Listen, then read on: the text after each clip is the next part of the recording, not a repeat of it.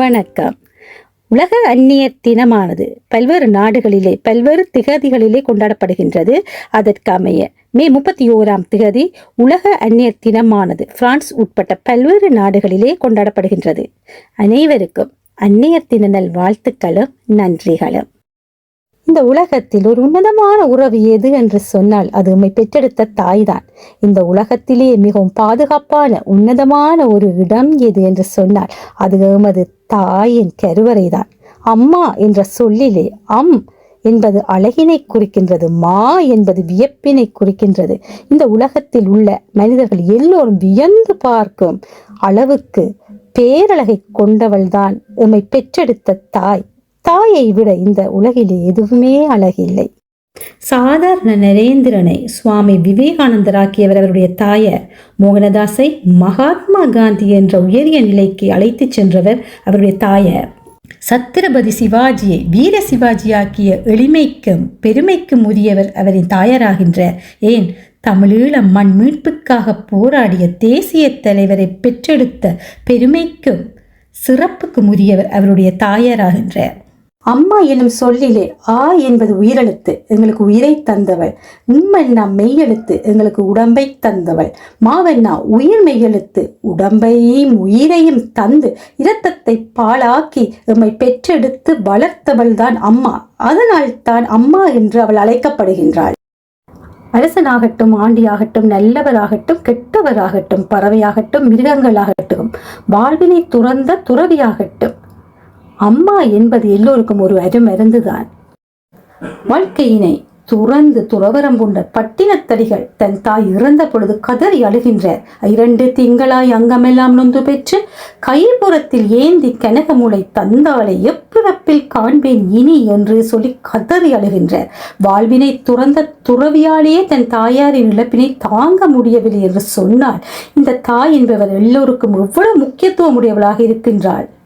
பல்லாயிரக்கணக்கான ஜூதர்களை கொன்றொழித்த ஹிட்லர் 2ஆம் உலக யுத்தத்தின் பின்னர் தன் தாயாரின் படத்தை அணைத்தபடியே தற்கொலை செய்து கொண்டாராம்.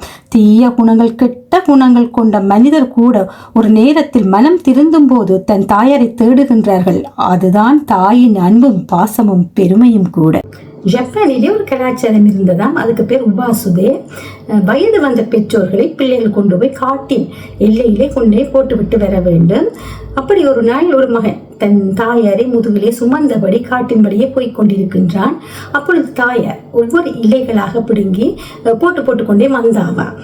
அப்பொழுது மகன் கேட்டானா, என்ன ஒவ்வொரு இலையாக போட்டுக்கொண்டு வருகின்றீர்கள் என்று கேட்டானாம். அதற்கு தாய் சொன்னாரா, நீ திரும்பி போகும் பொழுது மகனே, உனக்கு இடங்கள் தெரியாமல் இருக்கக்கூடாது, வழி தவறக்கூடாது, நீ இலைகளை பார்த்து பார்த்து நீ போய் வீடு சேர் என்று சொல்லி சொன்னாரா.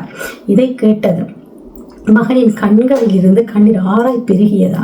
அம்மா, ஒரு கலாச்சாரம் வேணாம், ஒன்றும் வேண்டாம், நீ வாமா, நீ என்னோட வந்தீரன்னு சொல்லி திரும்பவும் தன் தாயாரை தன் இல்லத்துக்கு அழைத்து சென்றானா. இப்படித்தான் தங்கள் பிள்ளைகள் எப்படியாவது இருக்கட்டுமானால் தன் பிள்ளை எந்த விதத்திலும் துன்பப்படக்கூடாது என்று நினைப்பவள் தான் பெருமைக்குரிய தாய். இல்லத்தலைவன் வேலைக்கு சென்று வந்தால் ஓடி வந்து மகன் அவருடைய கைப்பையை பார்ப்பார். அப்பா என்ன வாங்கி கொண்டு வந்திருக்கிறார் என்று. மனைவி அவருடைய சட்டைப்பையை பார்ப்பால். அவள் பொருளாதார ரீதியாக யோசிப்பவள். ஆனால் தாய் மட்டும்தான், ஐயோ மகன் வந்திருக்கின்றானே, களைத்து போய் வந்திருக்கின்றானே, சாப்பிட்டானா என்று சொல்லி அவனுடைய இடப்பையை மட்டும் பார்ப்பவள் தான் தாய்.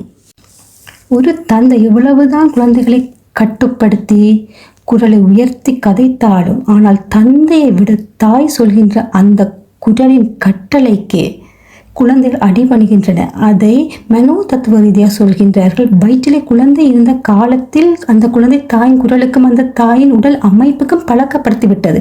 பிறந்த பின்பும் தாய்க்கு பக்கத்திலே குழந்தை படுத்து உறங்குவதால் அது தாயின் குரலை கேட்டு கேட்டு பழக்கப்படுத்தி விட்டது.